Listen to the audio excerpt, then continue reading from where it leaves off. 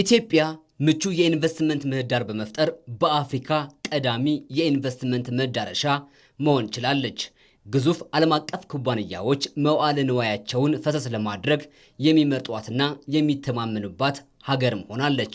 በርካታ የውጭ ቀጥተኛ ኢንቨስትመንቶች በማኑፋክቸሪንግ ቴክኖሎጂ እንዲሁም ግብርናን ጨምሮ በተለያዩ ዘርፎች በኢትዮጵያ ተሰማርተው በውጭ ምንዛሪ ግኝት፣ በስራ ዕድል ፈጠራና በተኪ ምርቶች አሻራቸውን እያሳረፉ ነው። ኢትዮጵያ ከፍተኛ ካፒታል አቅምና ጥራት እንዲሁም ለረጅም ጊዜ ለሚቆዩ ኢንቨስተሮች ትኩረት ሰጥታለች።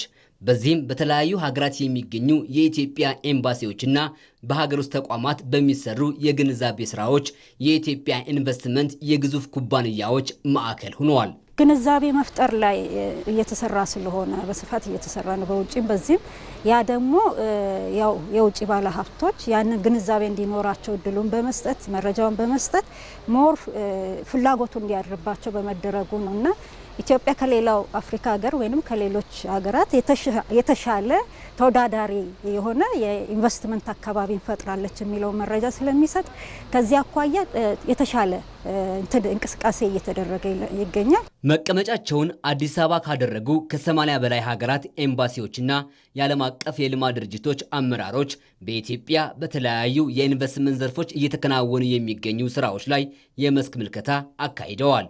ይህም የኢትዮጵያን የዘርፉ አቅም እንዲመለከቱና ይበልጥ የማስታወቅ ስራን እንዲሰሩ የሚያግዝ ነው። ዲፕሎማቶችና የዓለም አቀፍ የልማት ድርጅቶች ኃላፊዎቹ ኢትዮጵያ ለኢንቨስትመንት ሰፊ አቅም እንዳላት የተገነዘቡበትና ተሞክሮ የወሰዱበትም ሆነዋል። የኢትዮጵያንን የኢንቨስትመንት ለማድረግ አመች መሆኗን ግልጽ አድርጎ የሚያሳይ ጉብኝት ነው። ኢትዮጵያን ኢንቨስትመንት ማድረግ ያዋጣችኋል።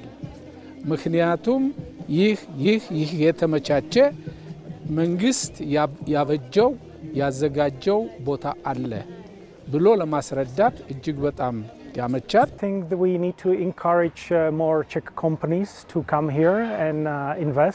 የቼክ ሪፐብሊክ ኩባንያዎች ወደ ኢትዮጵያ እንዲመጡ ይበልጥ ማበረታታት ይገባል። እዚህ ምቹ ኢንቨስትመንት ምህዳር አለ።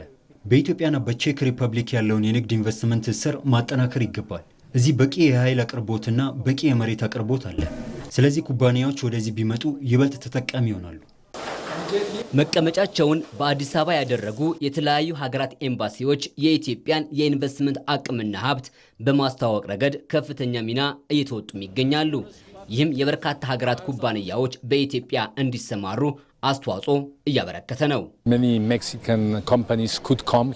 በርካታ የሜክሲኮ ኩባንያዎች በግብርና ዘርፍ ላይ ለመሰማራት ወደ ኢትዮጵያ ይመጣሉ። ከዚህ በተጨማሪም በማኑፋክቸሪንግ ዘርፍ ኢትዮጵያና ሜክሲኮ በትብብር የሚሰሩባቸው ጉዳዮች አሉ። ኢትዮጵያ በመካከለኛው ምስራቅና በአውሮፓ ገበያ ሰፊ መዳረሻ አላት። ይህም ለሜክሲኮ ባለሀብቶች ምቹና የተሻለ አማራጭ ነው። ከእስራኤል ብዙ ፕራይቬት ኢንቨስተሮች ወደ ኢትዮጵያ በመምጣት ብዙ የግብርና ሁኔታ እናያለን። በጤና በኩል የሕክምናን ሁኔታ ተጠናክሮ እናያለን። በኢኖቬሽን በኩል ደግሞ በሳይበርም ሆነ በተለያዩ የኢኖቬሽንና ቴክኖሎጂ ልምምዶችን ከኢትዮጵያና በእስራኤል በጣም በተጠናከረ ሁኔታ ላይ ይገኛል። ኢትዮጵያ በቅርቡ ባካሄደችው የኢንቨስትመንት ፎረም ከ13.1 ቢሊዮን ዶላር በላይ የውጭ ቀጥተኛ መሳቧ ለዘርፉ ያላትን ተመራጭነትና መዳረሻነት ማሳያ ነው።